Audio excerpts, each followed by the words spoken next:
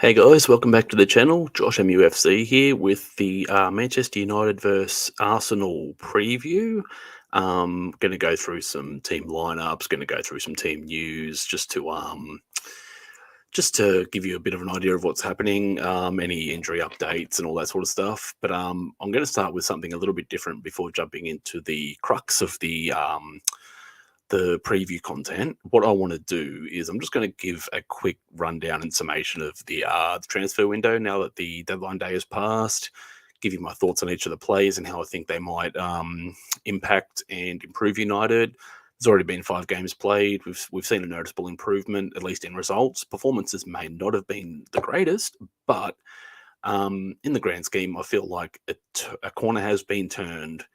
We've got some quality players in. While the whole Frankie De Jong debacle thing was a little bit of a disaster, in the end, I still feel we've had a really good window, and the team is looking in great shape. I'm excited for everything that's going on, and look, um, that by no means lets the Glazers off the hook. It by no means mean that we are turning a corner, but at least shows that they have gone out and backed the manager in some way.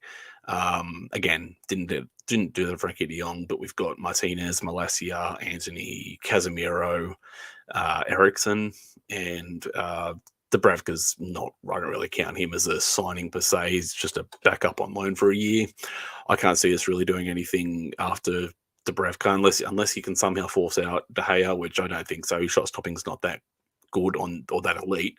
But anyway, yeah, I'll just run through the transfers in and out and give you my thoughts with it. So I'll just bring this screen up for you to watch. Right, so as you see here, I'm on Transfer Market. I've got just a compact sort of rundown of who's come in, who's gone out, and yeah, I'll just run over these real quickly. As we know, Anthony was the big announcement on the back end of the window here. He's an out and out right winger, which Manchester have not had for a very, very long time. This player is exceptionally exciting. He is rapid in his pace. I feel like he's going to pretty much make that right hand side his own, leaving Rashford and Sancho to fight it out on the left, which is exactly what I'd love to see. Casemiro came in. Now these fees, as you see on the right of the columns here, they're in euros, which a lot of fans seem to be using to highlight big spending from United, but in pounds it's like maybe 2/3 that. So I'm not sure of the exact conversions, but yeah, Anthony Casemiro. Now a lot of people have said he's washed. He's coming for the money, but take it at face value. But his interview is saying, he just wanted a different challenge. Now, why would he downgrade from Real Madrid to Manchester United, from Champions League to Europa League, if he wasn't actually serious about trying his hand in essentially the best league in the world? We've seen spits and spurts of him over the last 2 games, and he's looked good each time he's come on. He can beat a player, he can distribute the ball, he breaks up play exceptionally well. His reading of the game is phenomenal. He's taken out players, passing lines numerous times in his time on the field. So yeah, I'm excited to see Casemiro, and the link up with Fred, especially, I think could be interesting considering they're Brazil buddies. Alessandro Martinez, this guy has been incredible, an absolute revelation. Alongside Varane, it's actually showing a competent defense, and this is the impressive thing for me, because everyone's making things about his height, but I think he's only lost a single aerial duel out of 15 or so, something in his game so far. And he's pretty good. He's got good recovery pace. He can distribute the ball quite nicely, and yeah, he's just been a breath of fresh air. He's got Maguire out of the team. Haven't seen Lindelof and co for quite a while.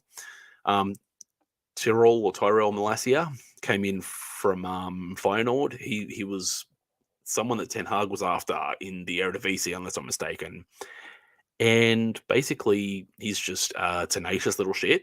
He will always get at your ankles. He's always trying to, shoulder wingers off the ball. He's always trying to look for the the pass to the nearest man and get up and down the byline, which is brilliant. Like it's something we don't see too much from Luke Shaw. When he had that Shawberto Carlos time period, he was immense, and he was up and down the pitch the entire time. But I feel like Malacia, he's a bit younger, he's a little bit more mobile, he's got more leg speed, so that's going to be very, very crucial moving forward. And as we've seen in the game so far, all of these guys have slid in and performed exceptionally well. Yeah, barring a couple of basic mistakes, but that's just what happens. Now, Martin Dubravka and Christian Eriksen, both Dubravka come in on a loan. As I said, I'm not really too fussed about him. He's going to be a number 2 or number 3 option, probably domestic cups and maybe group stages of the Europa League. Because I think that'll probably push Tom Heaton out to third choice. Which I think we know De Gea is going to play 85 to 90% of the games. So yeah, that's pretty straightforward. Eriksen, mate, he's been incredible. He's been arguably Manchester United's most consistent and best performer of the year. He won man of the match last time out against Leicester. Deservedly so. He ran the most kilometres. He plays wonderful balls. He's not as rash as Bruno is, and I really, really like that about him. And he's just shown that despite everything, he's got perfect. Like he's been perfect, really. Like he hasn't been the Eriksen of old, but he's still adapting and getting used to Ten Hag and the new role, I guess, that he's playing, which is sort of the 8-10, sort of floating around in that sort of role. A few times in a couple of early matches, he had to drop back and play a deep lying playmaker, but he's fairly adaptable. So that's pretty good to see that. So yeah. Now moving on down the line here, you've got Hannibal, Mabry, Alvaro Fernandez, Garnacho. They're just they're just whatever, like promoted juniors. They'll spend some time in the first team, and maybe January a couple of them will go out.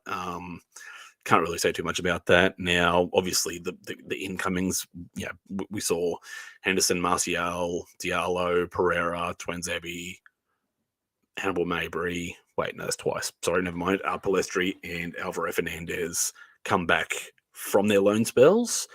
But now we'll move into the departures. Now, a few of them here, I was quite excited about. I was glad they finally got rid of Andres Pereira, and he's full credit to him. He's doing pretty well over at Fulham there. He's got himself an assist and a couple of assists and a goal, I think. So yeah, I mean, I never really rated him. He was never United quality. He was never no one really knew what position he was. He took up the position in the 10. He played right wing. He played centre mid. I think he possibly had a false 9 game once or twice, but the preseason PLO is no longer with us. So, good luck to him. I have no animosity towards most of these players that have gone out. Eric Bailly's gone to Marseille on loan, and that's for the season, I'm pretty sure. So, a bit disappointed about Bailly, to be honest. I feel like he could have been a good backup to Varane or Martinez, sort of ahead of or alongside Harry Maguire in that sort of rotating role. Now, bunch of free transfers out. Paul Pogba, enough said. Jesse Lingard gone to Nottingham. Good luck to him. He's got a guaranteed starting spot there, and he looks to be doing okay so far. Nemanja Matic left on a free. Is at Roma with reunited with Jose Mourinho. Now, I was a little bit upset about Cavani. I mean, he was a bit of a cult hero, but too old, too injury prone. But he was a good placeholder for the time. Scored enough goals to keep us in things, but he was never going to be a long term option. And now we have Ronaldo, so that's there you have it. It's Heath Chong to Birmingham. I'm not sure if that's a loan or a free, or if he's signed a contract. I'm not sure about that, but he's out. We've got Tellez to Sevilla. Dean Henderson's joined Lingard at Nottingham. Diallo's gone to Sunderland in the Championship, which I think is probably the best move for him right now. Hannibal's gone to Birmingham as well as Chong. Now, Alvaro Fernandez, he's gone to Preston in the Championship. Now, they're only recently up. But yeah, I think this is the best place for these players to go. Sending them back to their home countries or whatever just doesn't really pan out that well. And it sort of indicates to me that they won't make it into the starting team.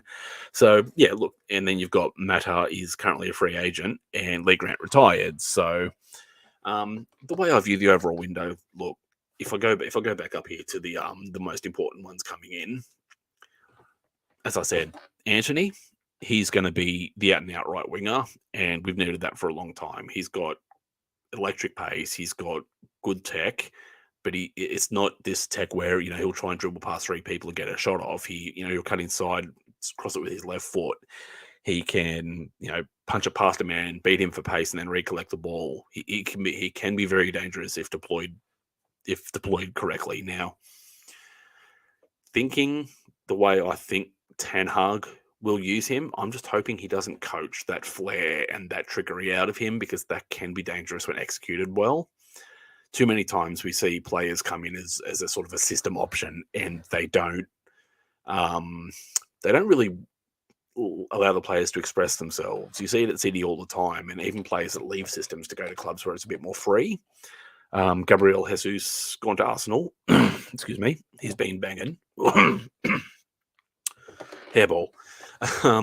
Look, Gabriel Jesus has been banging for Arsenal, and he's one of the players I'm actually quite scared of today, to be completely fair with you. But yeah, look, Anthony is. I'm just hoping Ten Hag says just go out and do what you do, but don't be stupid about it. And I think that will be the perfect balance. As I said, Casemiro, destroyer, but can beat a man, break up play, take other players out of play, kill the passing lines, but also he's not a slouch, but he's no Dan James or Anthony even. He's quick enough to get back to cut people off if there's a counter or whatever. Lisandro Martinez, like I said, he hasn't lost an aerial duel as yet, or maybe one or two. And I feel like he's going to be sort of the key to bringing the ball out from the back. Varane isn't really 100% renowned for his passing. So you've got the low center of gravity center back in Martinez. He'll break up the play. He'll get the ball to Casemiro, who'll feed it on, and we'll move up the field in that regard. Tyrell Malacia, I feel like they've got this sort of unspoken sort of Dutch kind of connection, because they're both in the Eredivisie. They both know what's expected of them, and they're working very, very well together. And it's exciting to see this partnership develop further and further. Eriksen, as we know, is a jack of all trades, and he's been a revelation. He's actually shown what a competent midfielder can do, and clearly United's best player so far. And yeah, so from there on in, we'll move on. We'll jump into the comments quickly. I'll just get out of this for a second. All right, let's see what we've got here. Patrick first, thank you for joining us. That was wonderful. Thanks for showing your love, mate. Twisted here second. And well, I'll show my comment here. Sorry, fellas, I came first. We're too far behind me. Brilliant. Title-winning squad in the making. I think it's a bit early to say that, to be completely fair with you. It's a good call, and provided they work well together, I feel that there could be a surprise from United, possibly making it to top four.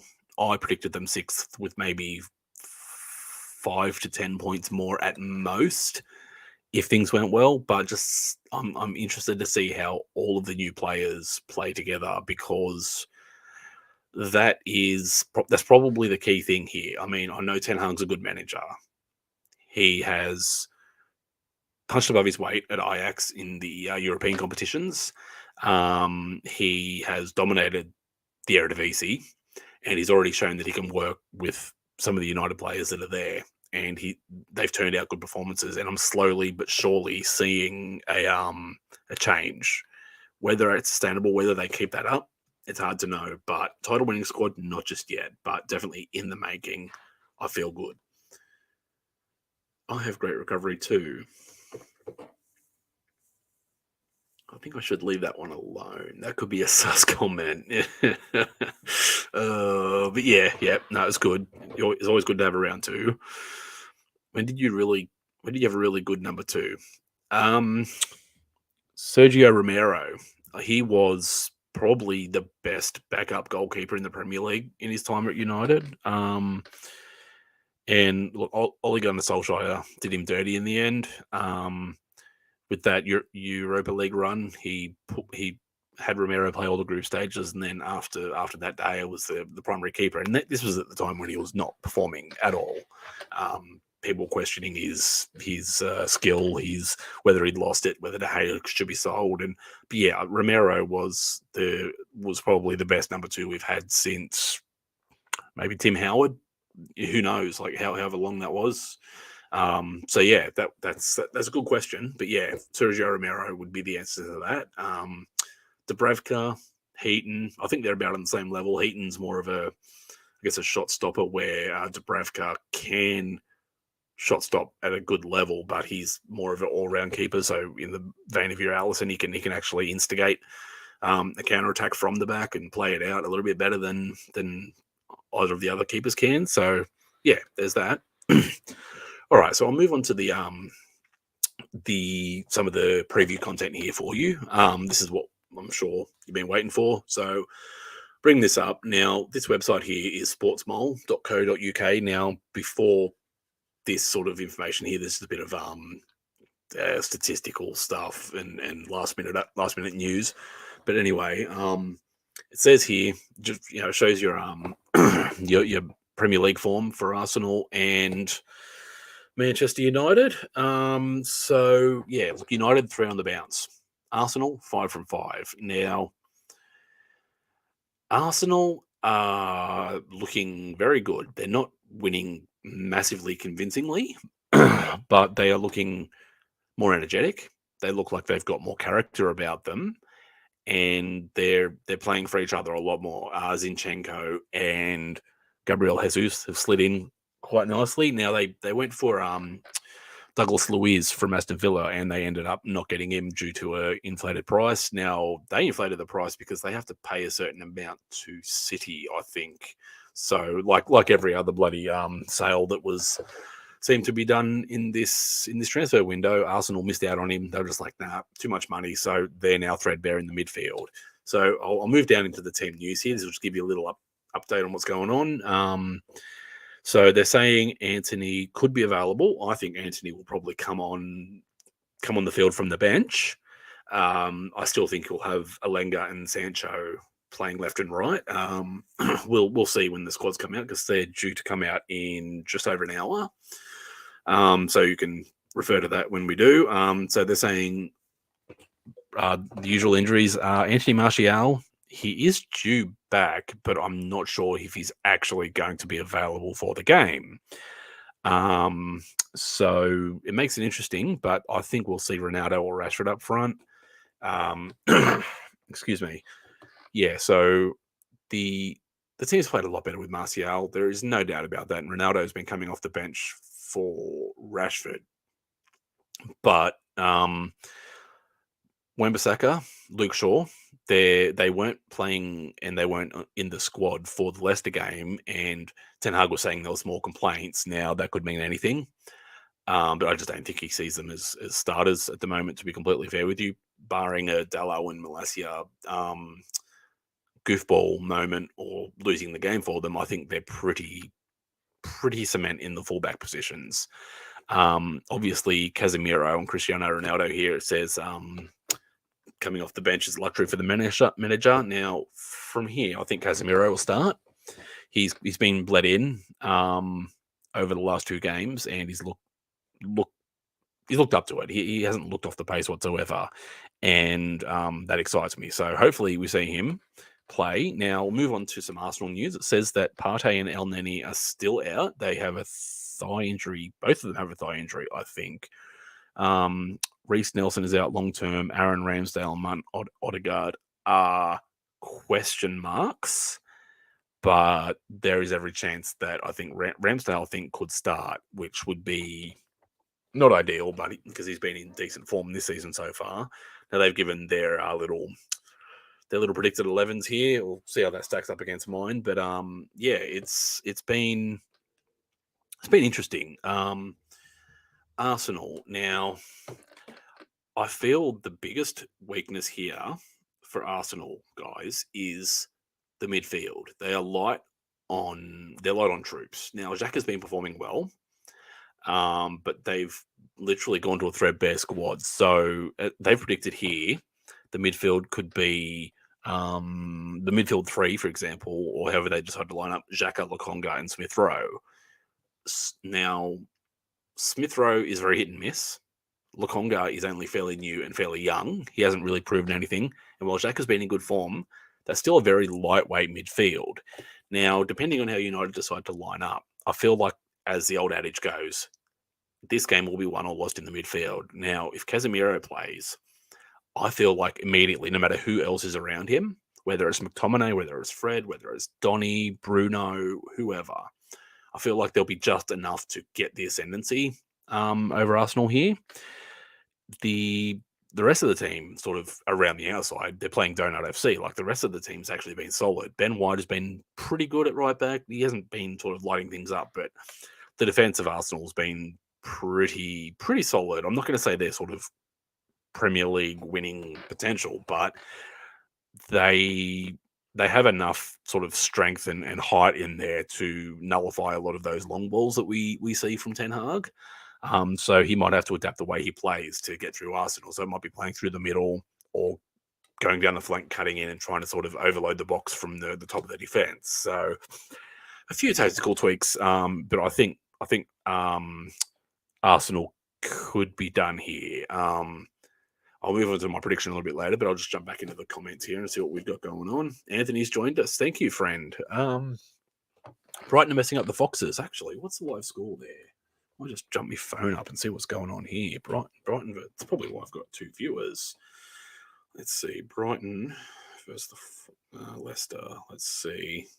Let me look it up here. 2-1 after 20 minutes. Holy ballsack. Wow, Brighton are really looking good this year. Pascal Gross, is he involved? Let's see here. No, Luke Thomas own goal and Moises Caicedo scored 1. Okay, fair enough. Yeah, okay, well, that's not too bad. Good to see. I mean, I don't dislike Brighton, but they're really becoming a pain in the ass for everyone, aren't they? I think Ramsdale and Odegaard are playing. Yeah, well, the lineups are due to drop in, an hour, I think. So we'll see what it's got to say over there. But yeah, if they are, I still don't think it'll make too much difference. I think United still might have a little bit too much in midfield. Despite Arsenal looking good, I just feel like there could be a result here. I think I tipped a draw initially, but I think there could be something here from United. They could possibly get the ascendancy in a sort of a low-scoring win, but I'll move on to that soon. Anyway, I'll jump out of these here. Now, I'm going to move on to my predicted lineup. Right, so here we go. This is what I want to see. Now, this website is buildlineup.com to give them credit, just so there's no issues about seeing things and getting in trouble from anyone. So anyway, got Ronaldo. I think will start. He's got a pretty good record against Arsenal, even he's coming back. Like, I think he scored 1 against them in the two games last year. He'll be a threat, and I think Ten Hag might want to go for that height and that the aerial presence that he has, because I feel like if there's going to be any crosses in the box, or if they're going to try and sort of work through the middle, you might see someone floating alongside Ronaldo. But anyway, I've got the 4-3-3 here. Now, I think Sancho will be on the left and Alenga will be on the right. Now, as you see with these players here, United will win. They have to. Well, I'm hoping they will. And yes, they do have to keep the pressure on and to get rid of that potential Invincible season from Arsenal. But I'll get a little bit more into that a little bit later. So, yeah. Now, on here, right, you see the guys, you got the highlighted name here, and then you've got the shaded one. Now, these are here, the players that I've got underneath the starting 11 here are people that I think may be subbed on for the duration of the game. These are the options that I think that they'll have. So, starting 11, front to back, or back to front. De Gea in goal, same back 4 as the last few weeks. Malacia, Martinez, Varane, and Dalot. I can't see them. They performed well enough to not get kicked out. So, look, why change why change something that's working? But moving into midfield, I feel like there needs to be a tweak just to get the ascendancy over Arsenal here, because while they are light, there is still enough talent in there, and if Odegaard is playing, he could pose a threat with his passing range. So I've opted for Casemiro. Now, if this is it can be either a 4-3-3 or a 4-2-3-1. Either way, it doesn't really bother me because Casemiro will still play that screening role for the back four. But I've gone with the defensive-minded 4-3-3 because I feel like he's going to deploy the two eights here. Now, Casemiro, screen the back four, break up the play, pass it off to Fred or Ericsson, who I want to see there, because I feel like a little bit more mobility and tenacity instead of Scott McTominay will work a whole lot better to sort of get through Arsenal's midfield, because I'm expecting maybe a sort of a mid block rather than a low block. So you might see the defense and mid lines kind of compress to try and stop United getting through, which could open up space on the outside. But the tenacity to win the ball back is key to this game, I think. United are... It's very hard to know because there's this other side of me that's expecting them to drop a stinker, because I still think there's a couple of those left in them. Ten Hag hasn't completely brushed out the cobwebs, and who knows how these players are going to react. It's only early days, but signs are promising. Fred to do the box-to-box, Ericsson to be kind of the link to the attack, so kind of playing as a 10, but not in the cliche 10 position. So I expect Ericsson to sort of be, bouncing off Fred, receiving the ball off Casemiro, but arriving late in the gaps, either side of the wingers and the striker. That's where I expect him to be playing higher up the pitch. Fred, he's not obviously renowned for passing the ball and distributing it overly well. He only has one good pass every 50, to be fair with you. So I expect him to sort of sit closer to Casemiro and sort of get the ball off to Sancho, get the ball off to Ericsson, and then let them do their thing while Fred runs around like the overwound up toy he is. Now, I expect to see Sancho on the left and Langer on the right. I don't expect Anthony to start, but I wouldn't be surprised if he does. But I think Ten Hag is going to do what he did with Casemiro and maybe bring him on in the last 20 minutes or maybe a little bit earlier if the game's sort of in the balance, because I feel like United are going to have to work hard early in this game, because Arsenal tend to come out of the blocks fairly quickly. First 20, 25 minutes, press high, try and score an early goal, which has worked for them for the most part, and then sort of sit back and kind of squeeze out the rest of the half and go again in the second, or maybe even a rush late in the first and second halves. So United's going to need to weather that storm, or even better, counter press and get themselves a goal early on, because Arsenal haven't really been threatened in that way. And I feel like this is going to be the most difficult game for them this year. And that's not to big up United too much, because they're still what they are. But Arsenal could have a real battle on their hands, and mobility and strength in the midfield is key. So Fred can give you the mobility, Casemiro can give you the strength and aerial presence, and Ericsson can be the creative flair. I feel like having Bruno in might be just a little bit too soon. Even though he was named captain, I think he needs to be dropped for a game. I don't think it'll happen, but I'd like to see it. And as I said, I think Ronaldo will be up front, because I feel like this might be more of an aerial duel when it comes to Ronaldo against the defenders, because I can't really see Arsenal getting played through when it comes to their defense. Again, it depends how the team lines up as to how I think Ten Hag might approach it. But as a general rule, this is what I expect to see from United, or what I'd like to see from United. McTominay's been good, but I think Casemiro is levels, and I feel like he needs to link up with Fred to really solidify that midfield the way that Brazil do, because Brazil's midfield is immense. Not saying this is anywhere near it, but there is enough about the players we have to get the job done. So, what does all this mean? What is the score prediction? I think I said 1-1 on Talk Football. Anthony and I, we went through, and I had to leave early, but I left my predictions. I'm pretty sure I said United will get a low-scoring draw. I've actually changed my mind on that. Something about me tells me that there's going to be a win. I think United are going to get a result and not just take a point.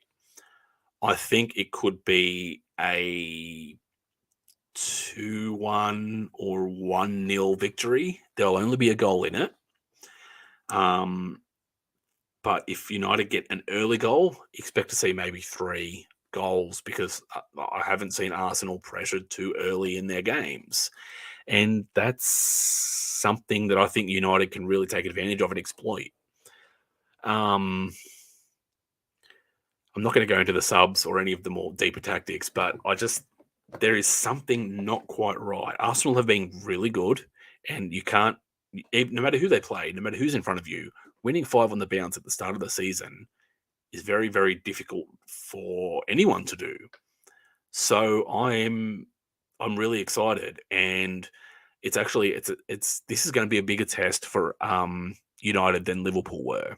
Liverpool were not at the races. They were lethargic. They were slow. They had no midfield, and United just pushed them, pressed them, counter pressed, and really just tore them apart. And if they can employ a similar tactic to Arsenal, so a tactic against Arsenal, it could be a long night for Arsenal. But it's imperative that it's done early. United traditionally haven't started that quickly, even in the last few games of winning. But I feel like there is going to be gaps available. I mean, granted, Xhaka's not overly quick. Lakonga's, I don't really rate the kid. He's got enough talent about him, but he just doesn't convince me. And whoever else they have in there, whether it's Odegaard or whoever they decide to put in, Emil Smith Rowe, good kid, good talent, but it's just not about it. And it's going to be fantastic, and I am pumped to watch it. I really, really am.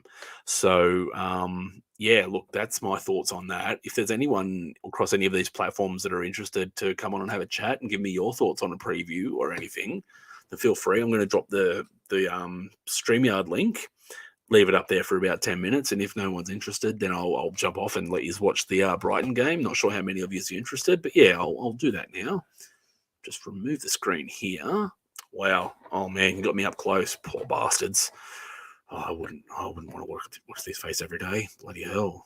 All right, let's see if I go to StreamYard, copy it to clipboard. Once I've done that, I will post it in the comments and now that should come up on all platforms here. Hopefully. All right, there it is. I'll star that, and that should be a pinned comment, hopefully. The StreamYard link there, everyone, just so you're aware of where it is. All right, so yeah, look, long and short of it, I'll just give you a quick touchdown on what I think again. I'm happy with United's transfers. Very happy, but that does not excuse the Glazers for what they've done. I'm not on Talk Football at the moment, so I'll say Glazers out, get the fuck out of United, continue the protests, continue the hashtags, continue the energy, continue everything that's been going on so far, because all the news is pointing to them starting to really quaver in their boots and essentially just get out. I think they've had enough. I think the pressure is finally getting to them. So yeah, that's it. It's brilliant. Thoughts in the comments. I'll jump down there. Shrewsbury Hall is not playing. He's going for high tea, I think. United 2-0. It could happen. I still think we're still prone to losing a goal, conceding a goal. Yeah. If that happens, don't worry. I'll be very happy about it. But we'll see. We'll see how that goes. Why am I going to share that again? No one clicks on those comments. Oh, bloody hell. Pan out. Oh, mate, I've done it, and I'm seeing this ugly face of mine. Horrible. Will there be a protest today? As far as I understand, the 1958 are planning protests for pretty much every game, home and away, or at least anti-Glazer movements for every game moving forward. So I don't think they'll be as big as they were for Liverpool, because that's sort of the big energy, the big rival. I assume there is one today. I haven't really gone searching for news on that or anything, so I can't tell you fully. But yeah, they are continuing. They're going to keep going and keep going, and I feel like it'll eventually get the noise across, but it can't be just that. It has to be, you know, taking money away, promote Glazers out on socials. Like I've said before, go after sponsors and say, look, we don't want you affiliated with this club until they get out. Just all these sorts of things that people keep talking about. You don't need to have your event about it time and time again. So yeah, that's pretty much it, guys. I've had that link up for a few minutes now. I guess there's not many takers, so that's all good, guys. And just for a score update, Leicester have returned to level pegging with Brighton. They are currently 2-2 with a goal from Patson Daka just about 2 minutes ago. So I'm going to jump off this and I'm going to go watch that game with the guys. If you like what you see, don't forget to drop a like, share, subscribe if you want to, leave a comment in the live chat if you want to. In the playback, feel free. I'll be over on Talk Football. If you want to go search it in the bar, Talk Football 92. I'm usually there Mondays and Wednesdays, sometimes Tuesdays. It just depends. But yeah, look, go and watch the game. Give me your thoughts on what your score's going to be. I'll come back to it and see what you said in the chat, and we'll see what we do. I'm going to say United 2-1 with a early goal and probably a frantic last 20 minutes. I think there'll be a leveler, and United probably in the last 5. I expect to see maybe a Ronaldo or a Sancho goal. I will say Martinez will be man of the match, and he's hoping we get to see Anthony and the full squad, the full complement of Ten Hag signings together. Anyway, guys, Twisted left me a comment. Thanks, Josh. Great work, and thank you for joining, my friend. Actually, I wonder. I can't do that just now. I'll get that sorted out for you. What we spoke about before, but yeah. Thanks for joining, guys. Enjoy the night of football. And yeah, I'll see you next time, and see you on Talk Football, and see you on here next time, guys. Thanks a lot for joining me, and I'll catch you next time. See you later.